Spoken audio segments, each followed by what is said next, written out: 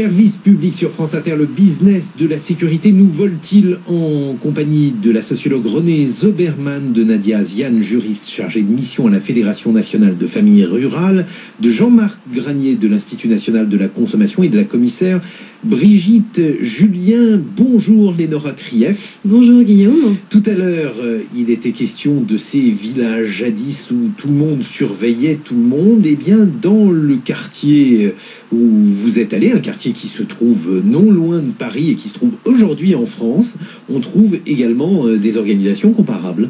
Oui, dans le quartier de la Rochette où je me suis rendue, on se demande si derrière chaque palissade, il n'y a pas un riverain qui guette. Située dans le département de Seine-et-Marne en Île-de-France, cette commune d'environ 3000 habitants, limitrophe de Melun, est elle-même divisée en 13 communes de voisins vigilants. Une commune de voisins vigilants, c'est un regroupement d'une dizaine de résidents dans une même rue qui surveillent les maisons des uns et des autres. Né dans les années 60 aux États-Unis, ce dispositif est arrivé en France il y a 10 ans et se voudrait être une solution efficace contre les cambriolages. Ils peuvent venir quand même, mais moins. Dans les 20 villages qui entourent Melun, ici, l'année dernière, il y avait eu 21%, je crois, d'augmentation du nombre de cambriolages. Sur La Rochette, il y en a eu moins 8%. Vous avez collé un autocollant voisin vigilant sur votre boîte aux lettres. Vous pensez que ça peut dissuader les cambrioleurs? Dissuader peut-être pas, mais au moins les informer qu'il y a quelqu'un qui peut les voir. Ils savent qu'il y a des yeux qui peuvent les observer là. Et donc toutes les maisons qui ont ces panneaux sont des maisons où il y a quelqu'un qui peut être derrière la fenêtre, qui regarde ou qui surveille ou qui peut les déranger dans leur entre guillemets travail.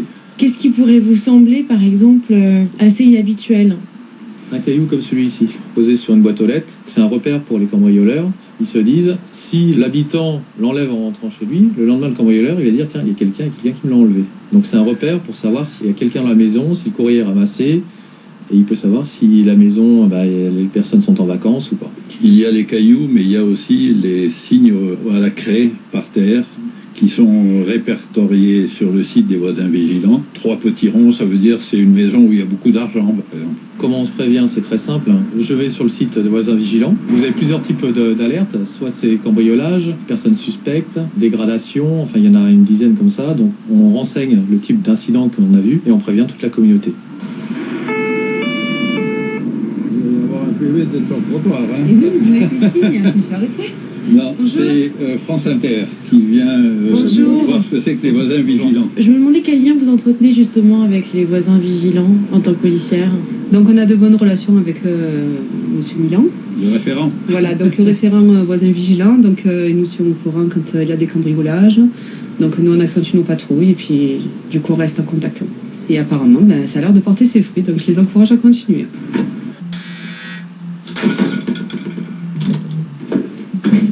Il y a un moyen facile de donner aux policiers la possibilité de savoir ce qui se passe dans leur secteur, c'est qu'il y ait des yeux supplémentaires, ils ne peuvent pas tout voir, ils ne peuvent pas tout faire. Donc si ça se multiplie, ça va être de plus en plus difficile d'échapper aux yeux des voisins vigilants. Concrètement, comment vous vous organisez? Vous avez mis en place un système de gestion de ronde entre voisins? Non, pas du tout, c'est simplement d'être attentif à ce qui se passe. Est-ce que finalement d'être voisin vigilant, ça vous met pas tout le temps en état d'alerte? Quand on sort la voiture le matin, c'est vrai qu'on regarde plus qu'avant. On regarde chez le voisin si les volets sont fermés. On est plus attentif, mais pas en état d'alerte. L'autre jour, j'ai eu un brocanteur qui est venu, qui a sonné en disant « Je suis brocanteur, est-ce que vous avez des choses à vendre ?» Il se trouve que j'avais des choses à vendre. Et il m'a dit « Bon, on va les voir. » J'ai dit « D'accord, mais d'abord je vous photographie, vous et votre carte d'identité. Est-ce que vous êtes d'accord ?» Il m'a regardé complètement interloqué. Alors il s'est fait photographier, puis il est rentré. Comme je disais, chaque personne est suspecte, donc on est très très très méfiant. Et puis on n'ose plus ouvrir, on n'ose plus faire rentrer les gens chez soi parce qu'on est méfiant. Oui, mais on vous a laissé rentrer, vous, quand même. C'est gentil. Vous êtes doté d'un système de sécurité, j'imagine?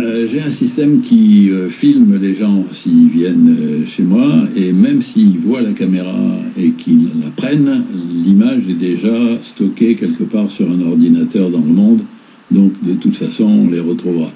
Télésurveillance, ça c'est important aussi. Moi je sais que si mon alarme sonne, je suis immédiatement averti par ma télésurveillance. À combien vous évaluez à peu près le budget de ce système de sécurité qui est chez vous ? Difficile à dire parce qu'on en rajoute tout le temps un petit peu. On commence par des contacts aux portes, ensuite on met des radars, ensuite on prend la télésurveillance, après on rajoute des caméras. Donc oui, c'est un budget conséquent, mais bon, c'est un budget qui s'amortit tout au long de la vie et on est bien content de l'avoir. Je dirais qu'il n'y a pas de prix pour la sécurité. Ouais. Comme on dit, la sécurité c'est comme la santé, il n'y a pas de prix, quoi.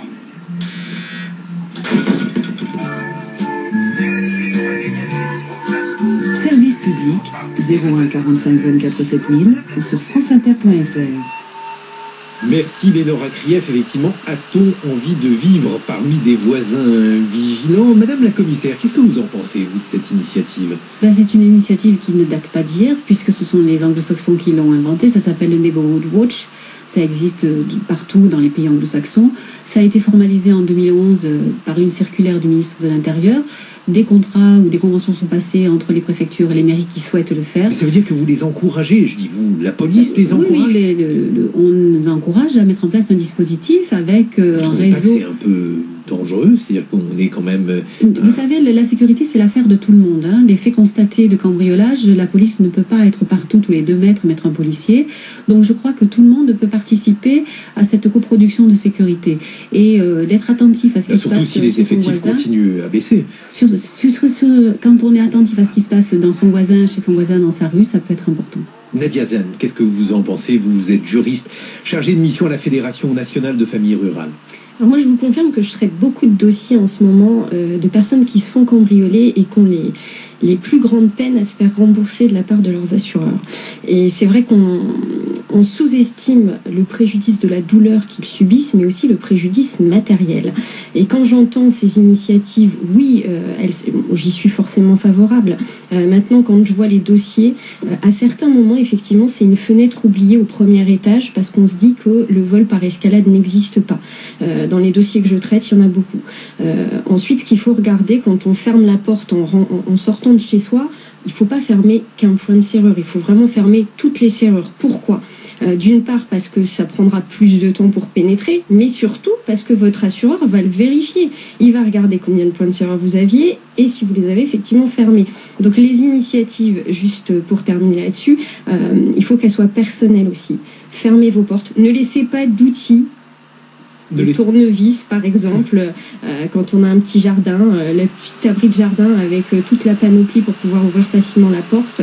Voilà, c'est des petits trucs et astuces qu'il faut connaître, mais le risque zéro, franchement, dans les dossiers que j'ai pu traiter, n'existe pas. Alors, on va revenir sur les manières, évidemment, de se prémunir contre les cambriolages et la façon dont les assurances interviennent là-dedans, mais avant j'aurais aimé avoir la réaction de René Zoberman sur cette initiative de voisins vigilants. Est-ce que vous pensez que ces initiatives, dans un contexte de diminution des effectifs policiers, dans un contexte également peut-être de plus grande inquiétude, est-ce qu'elles vont se multiplier ? Je n'ai pas d'opinion vraiment arrêtée là-dessus. Ce que je sais de mes lectures, des travaux qui existent, c'est que il y a quand même tendanciellement des cultures différentes du voisinage, disons, dans les sociétés anglo-saxonnes et dans les sociétés latines. Bon, indépendamment de la question que, de toute façon, la sociabilité de village, elle est un petit peu pareille partout. Mais la question de la surveillance est peut-être un peu plus sensible, en disant il y a peut-être des résistances, des réticences un peu plus importantes, notamment dans la société française, autour de la thématique de la délation. Qui voilà, est pas, on a une histoire avec la délation qui fait voilà, que... qui a une histoire lourde en France. Bon. À part ça, je voulais faire une remarque sur ce que vient de dire Nadia Ziane. Nadia. Il y a quelque chose qui est tout à fait confirmé par l'analyse des groupes cibles et des types de cambriolage en France. J'ai dit tout à l'heure qu'il y avait dans les cambriolages de résidence principale 2 groupes cibles, les plus riches et puis les plus pauvres. Il y a un 3e groupe cible pour un type de cambriolage un petit peu particulier que les victimes considèrent comme des cambriolages, mais qui dans les statistiques ne sont pas inscrites dans la catégorie cambriolage, mais qui sont les vols avec entrée par ruse, parce que justement il n'y a pas eu effraction, il n'y a pas eu usage de fausses clés, il n'y a pas eu escalade. Et le public cible, les victimes cibles de ce type de cambriolage, justement, en effet, se trouvent de façon préférentielle dans les zones rurales. Alors que, par ailleurs, le cambriolage de résidence principale, c'est quand même un truc de grande ville, hein, de ville de plus de 100 000 habitants.